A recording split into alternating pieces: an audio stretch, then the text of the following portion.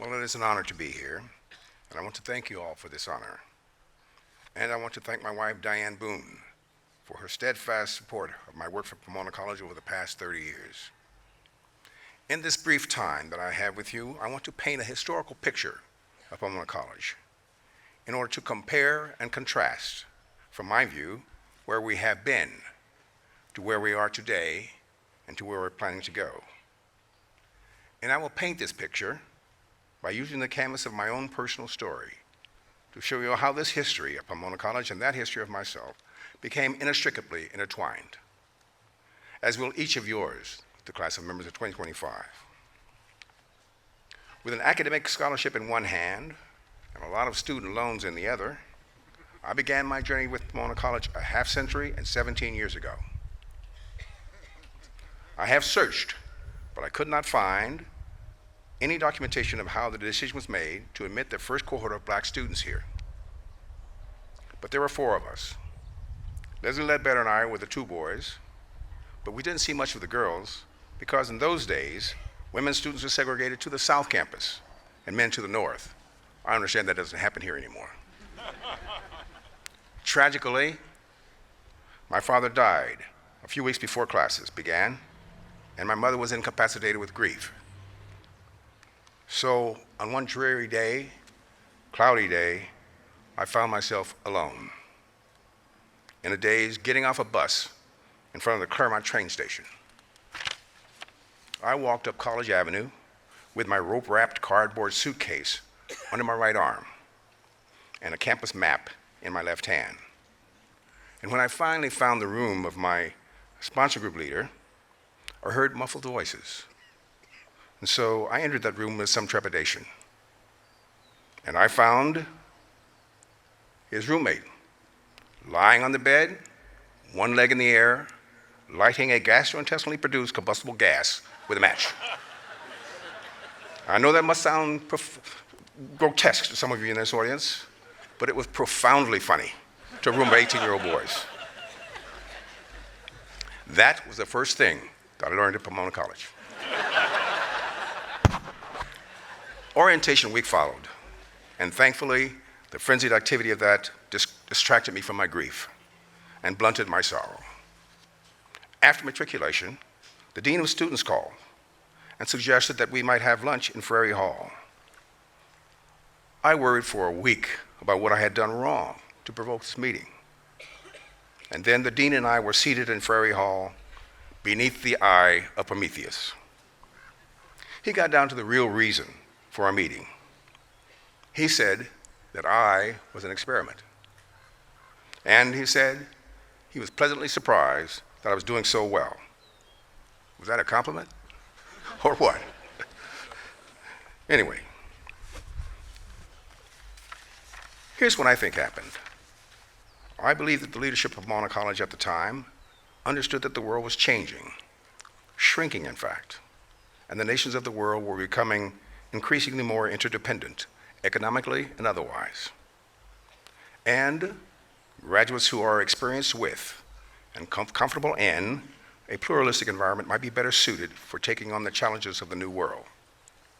So, although I am forever grateful for my Pomona College education, I now believe that the education of us 4 black students was largely a byproduct of the college's focus on enriching the education of the white students. However, I hasten and rush to say this relationship has been one of a symbiotic relationship, and we have all benefited from this process. It's not just the grand buildings and the amazing faculty and equipment and technology that we have amassed around here, but a large part of the education that goes on, that occurs at Pomona, happens through the interaction of the students in the dorms and on the quads and on the athletic fields. Through the crucible of this process, many of us in the class of 1962 became lifelong friends and learned a lot from each other. And some of us even learned to love each other. But others of us, not so much. There were no black teachers or administrators at Pomona College in 1958. And from our experiences, Leslie and I concluded that some of our classmates had had little experience with black people. rather than with servants. And fewer still had ever had the opportunity or occasion to know or socialize with a black person as a peer. But we learned a lot from our white classmates as well. Leslie was more sophisticated, and he knew, and I learned, that some of our white classmates have felt and feel the pain of humiliation and bigotry. And I also learned that some of our classmates were not prejudicial toward anyone. I was not so familiar with these concepts before Pomona because in my economically stressed and racially segregated neighborhood of where I came from in Bakersfield, California, my experiences taught me to believe that bigotry and prejudicial treatment were reserved mostly for black people and people of Mexican heritage. I also learned in 1958 that I possessed magic. I could make people in Claremont stop walking and stare or sit motionless in their car at a green light just by riding my bike down the street to the bank. And then I walked into the bank. Everything stopped and everyone stared at me. I don't know how I got out of that bank without being arrested or shot by the guard, but somehow I did that, and I even opened a checking account.